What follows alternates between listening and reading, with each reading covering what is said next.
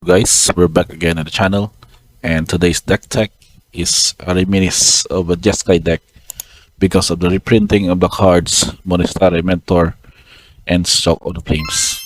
So if you remember here, back in Kansas Turkey Standard, we have the Jeskai tribe with the colors of red, blue, and white with, of course, in the versions of Control and Tempo. And for this deck list that I'm presenting today is a homebrew for the Jeskai Spells version.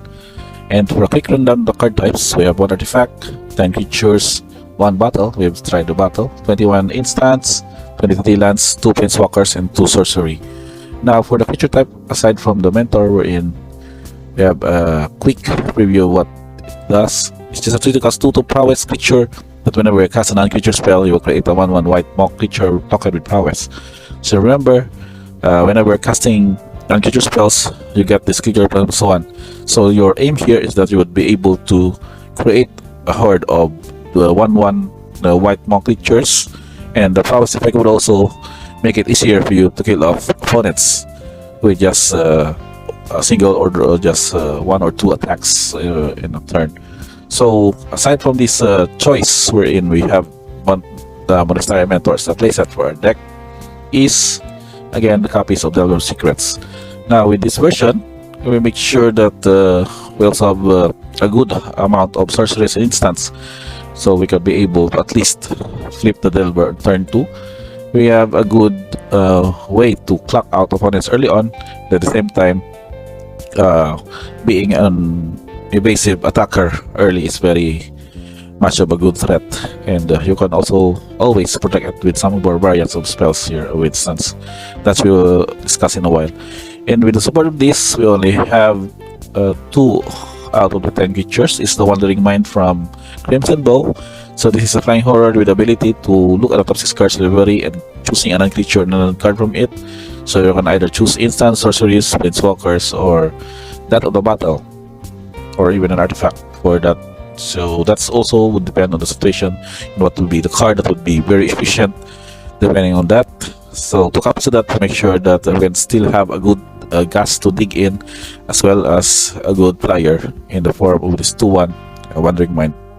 Now for the support of this, we have 2 planeswalkers, which also can act as our win condition in the late game or probably just mid game already. And 1 of copy of the Wandering Emperor, which can produce also an army of tokens with the samurai tokens. And also Jaya Fury Negotiator is also the same as mana cost level with 4, but its purpose here is to produce also this 1/1 red monk creature with prowess. So aside from the monster's version of the monk that is white, Jaya will also offer us a red monk, which also has this ability to use the -1 to extract the 2 cards library and choose one of them, and you can be able to play out a card from that one. So also a gas, and also a -2 to target creature on body controls. So whenever it attacks turn, Jaya Fury Negotiator deals damage equal to that number of attacking creatures to that creature. So this is basically just a very situational setup, but to make sure that this +1 and -1 will be really efficient, gaining to us our advantage and making more of these tokens or tokens with prowess that is very efficient and much way synergy with our deck that is casting instants or sorceries or in other non-creature spells. Now for the instants, we see a lot of variants here. We have some counter spells cheap in a way because of the mana cost, that is that of the spell pierce, countering off some necessary non-creature spell, and could also protect your Delver as early as turn 2, and also counter cards such as Fable the Breaker with announcement, and also opponent's regular blockbuster with just a cost of 1 blue mana. We also have a Braid with 2 copies in the deck to can also destroy some of the efficient or relevant artifacts from the opponent, and if damage permits, you can also have this one to deal 3 damage to the target creature. We also have 1 copy of the Disable. This is also for killing off high toughness creatures such as Sholdred and other huge green creatures in the metagame, and also be able to destroy target enchantment that is also relevant, and be also able to us to gain outboard advantage by destroying such enchantment. Now for another spot removal here, we have Sparks of Victory. This is quite situational because the damage would really depend on the number of cards in your hand. But with the cost of the kicker, you can just basically draw a card and then deal damage equal to the number of cards. So that's the bonus card on here. At the same time, a good spot removal during the mid game. And we also have a copy of Lightning Strike, just variants of the 2 cost 3 damage to any target. That would also trigger us Prowess, and at the same time would help us in situations wherein we can be able to go for an Alpha Strike with a 3 damage to the Dome and have your tokens in the Monster Elemental pump with that Prowess effect.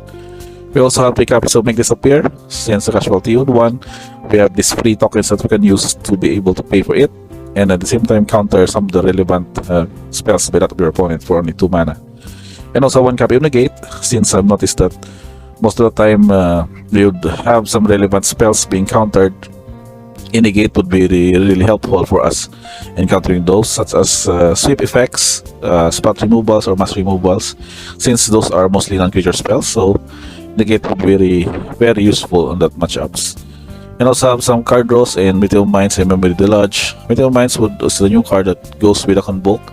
You can use your monks to convoke this one to help this one to draw 2 cards. Memory Deluge, just pretty basic, but it has its good flashback cost, which is also very useful in the late game. And of course, here is the 4 copies of Soul Plates, which is another spot removal per se, but also would help you trigger your prowess, and at the same time use your extra monk tokens to help out with the mana cost of this card.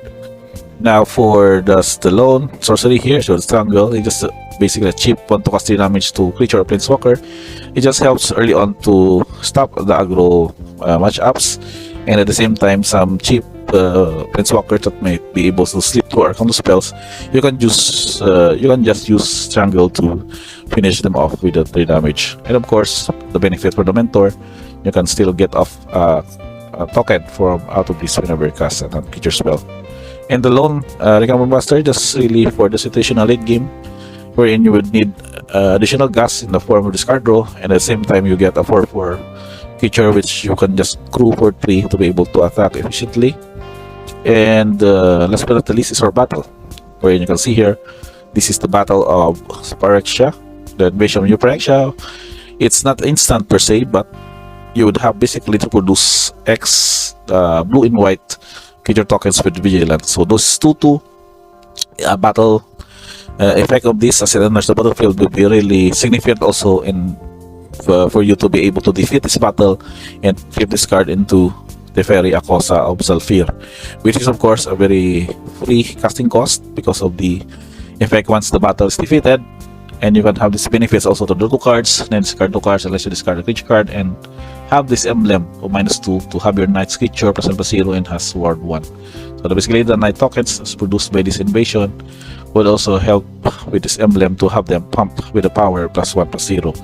This is just another situational effect. You can tap X creatures control, then shuffle target non-land permanent for an opponent's control with mana value X or less into its owner's library. Of course, that is for some situations where you would need to activate Teferi's -3 ability to be able to have this effect and gain you, of course, again, the board advantage.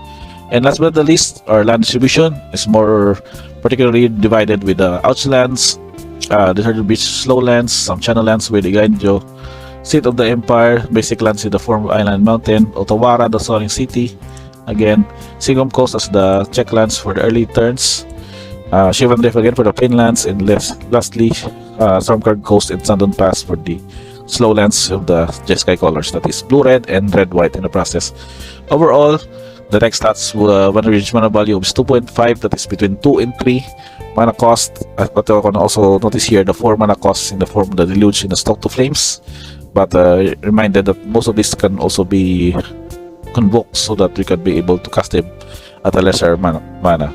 And for the color distribution, this is quite a challenge here because we have 22 blue for blue, we have 19 for red and 8 for white, but the distribution is more evenly between blue, white, and red, with 12 for red, blue 15, and white 13. But as you can see here, you can still have some decent curve early on, which would really avoid top lands, so that we can also curve out with the spot removals or curve out early on with the Delver. And last but not the least, we have 6 tokens as disposal. This is the Monk token from the generated by Jaya So this one is a 1/1 with the prowess. And we also have the monk, the white monk. It's a white monk version, which is generated by the monastery sphere. So the same prowess of the 1/1, and this one is the red prowess. And of course, pilot and treasure and the samurai as created by the Wandering Emperor. But we have some extra. I think this one is for the emblem, and we don't have yet the token for the night tokens. I think we have a night tokens here. As I remember, you can produce these tokens out of the siege effect, wherein you can play is one forever. The value of X would be equal to the number of the tokens you can produce with these 2/2 white and blue night creature tokens with vigilance. So I guess that's basically it.